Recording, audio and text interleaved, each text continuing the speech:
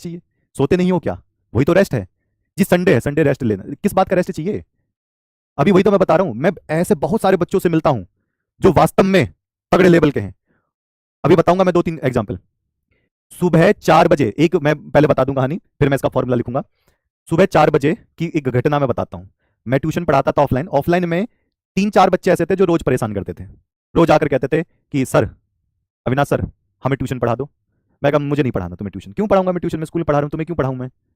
अलग से मैं पढ़ाता था मैं उन लोगों के लिए जो एक्स्ट्रा पढ़ना चाहते थे, लेकिन जो जबरदस्ती पढ़ रहे हैं उनको क्यों ही कहूं मैं जी हमें ट्यूशन पढ़ा दो, हमें ट्यूशन पढ़ा दो, ट्यूशन पढ़ा दो, ट्यूशन। मैं कहा भैया रुक जाओ, नहीं पढ़ा पाऊंगा, बैच में सीट फुल है। मैंने ऐसे बोल दिया क्योंकि वो पढ़ने लिखने वाले ज्यादा बच्चे थे नहीं। वो आए एक दिन मेरे पास, थोड़े सीरियस थे, क्या जी अविनाश सर ट्यूशन पढ़ा दो। मैं कहा ठीक है ट्यूशन पढ़ा दूंगा। दिसंबर के आसपास का टाइम था जब पेपर होने वाले थे, फरवरी में। मैं कहा सुबह आना पड़ेगा 4 बजे, ठंड में, वो भी मेरे घर पर। और किसी भी दिन मिस हो गया, आपने मिस कर दिया, मैं अगले दिन भगा दूंगा। ये मैंने बोला। मैं कहा कौन ही आएगा ट्यूशन सुबह 4 बजे ठंड में? मैंने बोल दिया, मैं कहा कोई आएगा, अगले खुद ही 1-2 दिन आएंगे, खुद भाग जाएंगे। अब वो सुबह आए 4 बजे, ठंड पड़ रही थी, मेरा जो घर है खेत के बीच में है। और जब ठंड पड़ रही थी, नोएडा के पास बुलंदशहर क्षेत्र, तो आए और गेट खटखटाया। मैं उठा, देखा तो वही 2-3 खड़े थे कि सर आपने बोला था ट्यूशन के लिए। मैं कहा अच्छा, मैं कहा आ जाओ पढ़ा देता हूँ। मैं कहा 1-2 दिन की बात है। उसके बाद वो सही में 3 बंदे ऐसे थे जिनको मैं क्या ही कहूँ, बिल्कुल 1 मिनट भी लेट नहीं, 4 बजे आते थे तो 4 बजे आ जाते थे।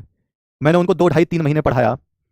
सच मान रहा हूँ, और आप सच मान लेना, कि जिस दिन मैंने छुट्टी करी होगी उसी दिन छुट्टी करी होगी उन्होंने।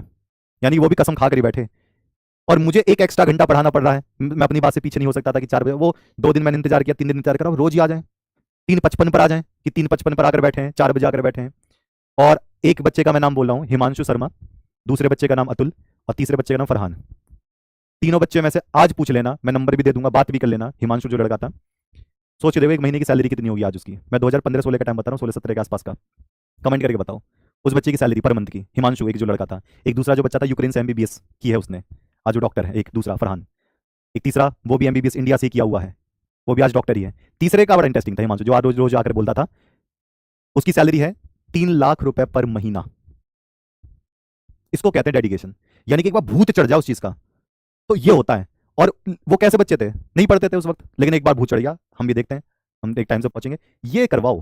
कौन कहता है कि अपने दिमाग को बिल्कुल बेहतरीन तरीके से अगर डेडिकेटेड कर दिया तो जॉब नहीं लगती या कोई काम नहीं होता? सारे काम यही होते हैं। लेकिन फर्क कितना है उन बच्चों में और दूसरे बच्चों में? फर्क था कि अगर वो अरे छोड़ो दूसरे टीचर हैं, हमें क्या मतलब है, कर लेंगे। वो बच्चे आज भी वहीं आराम से जॉब की तैयारी कर रहे हैं। लेकिन उनको देखो डेडिकेटेड। ये डेडिकेशन रख लो अपने अंदर, वास्तव में कमाल कर जाओगे। तो डेडिकेशन रखो भैया। तो के बी मोललता का फॉर्मूला WA × 1000/MA × WB। ये लो जी। इसमें जो केबी होता है ना, केबी, केबी को हम क्या कहते हैं? केबी को हम कहते हैं मोलल